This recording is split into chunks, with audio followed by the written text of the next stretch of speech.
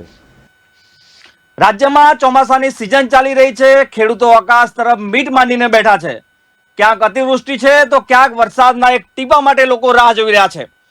આ દરમિયાન ગુજરાતમાં વરસાદની આગાહીને લઈને એક મોટો વિવાદ સામે આવ્યો છે। વિજ્ઞાન જાથાના ચેરમેન જયંત પંડ્યાએ વરસાદના વર્તારા કરનારા આગાહીકારો સામે ગંભીર આક્ષેપો કર્યા છે। તેમનું કહેવું છે કે જુલાઈના મધ્ય સુધી કરવામાં આવેલી મોટાભાગની આગાહીઓ ખોટી સાબિત થઈ છે, જેના કારણે ખેડૂતોને કરોડો રૂપિયાનું નુકસાન થયું છે। માત્ર એટલું જ નહીં, વિજ્ઞાન જાથાએ વરસાદના વર્તારા કરનાર સામે ગુનો દાખલ કરવાની માંગણી પણ કરી છે। બીજી બાજુ આ જ મુદ્દે અંબાલાલ પટેલની પણ પ્રતિક્રિયા સામે આવી છે અને તેમણે કહ્યું છે કે હવેથી તેઓ આગાહી કરવાની જાહેરાત બંધ કરી દેશે।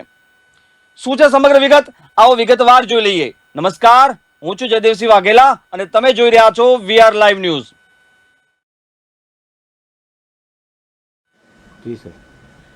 રાજ્યમાં વરસાદનો એક રાઉન્ડ પૂરો થઈ ગયો। બીજા રાઉન્ડમાં વરસાદની આજથી આગાહી પણ કરવામાં આવી છે। ત્યારે આ બધાની વચ્ચે વિજ્ઞાન જાથાના ચેરમેન જયંત પંડ્યાએ વરસાદના વર્તારા કરનાર આગાહીકારો સામે ગંભીર આક્ષેપો કર્યા છે। જયંત પંડ્યાનું કહેવું છે કે આગાહી કરનારા જે લોકો છે તે તમામનો વર્તારો ખોટો પડ્યો છે, જેના કારણે ખેડૂતોને ભારે નુકસાન થયું છે। તેમનો આક્ષેપ છે કે વરસાદના વર્તારા કરનારા લોકો વૈજ્ઞાનિક આધાર વગર આગાહી કરે છે અને આ બધાની વચ્ચે ખેડૂતો હવે ખાનગી આગાહીકારો પર ભરોસો કરવાનું બંધ કરે તેવી તેમને અપીલ કરી છે। આપણે જયંત પંડ્યાની પ્રતિક્રિયા સાંભળીશું, પરંતુ દર્શક મિત્રો, આ પહેલા તમે લોકો શું વિચારો છો આ મુદ્દા પર? એમના નીચે વિડીયો જે તમારો અત્યારે સોશિયલ મીડિયા પર જોઈ રહ્યા છો એમાં કોમેન્ટ કરીને જરૂરથી બતાવજો। શું ખરેખર જયંત પંડ્યા સાચા છે? શું જયંત પંડ્યા જે કહી રહ્યા છે તે ખરેખર સાચું છે? શું આ બધા આગાહીકારો ખોટી આગાહી કરે છે? શું અંબાલાલ પટેલ પર જયંત પંડ્યાનો સીધો ટાર્ગેટ છે? તમારું શું માનવું છે એમના કોમેન્ટ બોક્સમાં જરૂરથી જણાવજો। આપણે આગળ વાત કરીએ એ પહેલા જયંત પંડ્યાએ શું કહ્યું, આવો સાંભળી લઈએ। જી સર। જુલાઈના 15 દિવસ વીતી ગયા છે, ત્યારે તમામ વર્તારા કરનારાઓએ જે આગાહી કરી હતી, વાવણીની આવી હતી, સમગ્ર ગુજરાતની અંદર પીવાલાયક પાણીની સમસ્યા દૂર થઈ જશે, તમામનું કળરભૂસ થયું છે, બેબુનિયાદ બોગસ સાબિત થઈ છે। વિજ્ઞાન જાથાએ કાનૂની કાર્યવાહી કરવાનું નક્કી કર્યું છે અને વર્તારા કરનારાને જેલ ભેગા કરવાની પણ માગણી કરવામાં આવેલી છે। જૂન મહિનાની અંદર સમગ્ર ગુજરાતની વાવણી લાયક વરસાદ થાય છે તે નામાંકિત આગાહીકારો કરી હતી, તે પણ ખોટા સાબિત થયા છે। એટલે વર્તારા પર ભરોસો કરવો એટલે પોતાના પગ ઉપર કુવાડો મારો બરાબર છે। વર્તારા કરનારા પાસે વિજ્ઞાન સિદ્ધ કે વિજ્ઞાન ઉપકરણ એક પણ સાધન નથી, માત્ર અનુમાન, ધારણા અને સ્ફૂર્ણાથી બોલવામાં આવે છે, જે હંમેશા ખોટું સાબિત થયું છે। વર્ષોથી વર્તારા ખોટા પડે છે। વર્તારા બંધ થઈ જાય તો સમાજ, રાષ્ટ્રને કે ખેડૂતોને કશું જ નુકસાન થવાનું નથી। મોસમ વિભાગ સાચું ખોટું પડે તે દ્રશ્ય સાવ્ય બતાવી શકાય છે, જ્યારે વર્તારા પાસે કશું જ હોતું નથી, લોકોને મૂર્ખ બનાવે છે અને લોકોને આર્થિક નુકસાનીમાં કરે છે। એટલે વર્તારા કરનાર ઉપર ભરોસો ન કરવા જાથા લોકોને અપીલ કરે છે। ગુજરાતના અનેક વિસ્તારોમાં ખેડૂતો વરસાદની રાહ જોઈને બેઠા છે। પ્રથમ તબક્કામાં પડેલો સારા વરસાદથી ખેડૂતોએ વાવણી તો કરી દીધી, પરંતુ હવે પિયત માટે બીજા તબક્કાના વરસાદની રાહ જોઈને બેઠા છે। પહેલા રાઉન્ડમાં વરસાદની વાત કરીએ તો કેટલાક જિલ્લાઓમાં ધોધમાર વરસાદ પડ્યો તો કેટલાક જિલ્લાઓમાં વરસાદ સામાન્ય કરતાં ખૂબ જ ઓછો રહ્યો। દક્ષિણ ગુજરાતના કેટલાક જિલ્લાઓમાં ભારે વરસાદથી મુશ્કેલી ઊભી કરી દીધી તો ઉત્તર ગુજરાતમાં સામાન્ય કરતાં પણ ખૂબ ઓછો વરસાદ પડ્યો।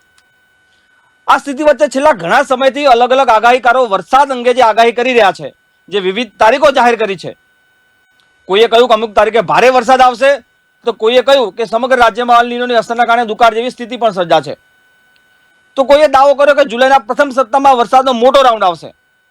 પરંતુ આ બધાની વચ્ચે વિજ્ઞાન જાથા દાવો કરી રહ્યું છે કે આગાહીઓમાંથી ઘણી આગાહીઓ ખોટી સાબિત થઈ છે। આ વિવાદ વધતા હવામાન નિષ્ણાત અંબાલાલ પટેલની પણ પ્રતિક્રિયા સામે આવી છે। અંબાલાલ પટેલે આક્ષેપ કરતા પ્રતિક્રિયા આપતા જણાવ્યું કે કોઈ પણ સાધન વિના અમે પરંપરાના જ્ઞાનના જે કોઠા છે એ કોઠા આધારિત આગાહી કરીએ છીએ, પરંતુ હવે જ્યાં સુધી લોકો મને સાથ નહીં આપે ત્યાં સુધી હવે હું આગાહી નહીં કરું। આજથી હું અમારી આગાહી કરવાની જાહેરાત કરું છું, આગાહી બંધ કરવાની જાહેરાત કરું છું। શું કહ્યું અંબાલાલ પટેલે, આવો એકવાર સાંભળી લઈએ। જાથાના કેટલાક નિવેદનો હજુ પણ આવે છે અને આ નિવેદનો લગભગ ઘણી વખત પરંપરાગત જ્ઞાનના કુઠારાઘાત છે, આપણા ઋષિમુનિયાના જ્ઞાનના કુઠારાઘાત છે અને આ નિવેદનો જે છે એ યંત્રો નથી અત્યારે હાલ યંત્રોની જરૂર પણ નથી. આમ છતાં આ આગાહી અમે લોકકલ્યાણથી આપતા હતા અને હવે અમારી ઉંમર થઈ, આવા વિવાદમાં અમે પડવા માગતા નથી. હવે અમે આગાહી આપવા માગતા નથી.